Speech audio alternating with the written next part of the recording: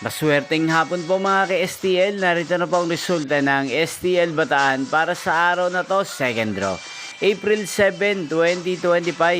Araw ng Lunes. Naway ang mga natayaan nyo pong mga numero kanina ay manalo nawa ngayong hapong ito, 4 PM. Kaya't kunin nyo na po ang inyong mga tickets. Narito na po ang resulta. Ang mga numerong nanalo sa STL Bataan ngayong hapong ito, April 7, 2025, 4 PM. Second draw result, 38 at 16 in exact order. Sa lahat po ng tumaya kanina sa STL Bataan para sa second draw ng 38 at 16, congrats po sa inyo, panalo po kayo.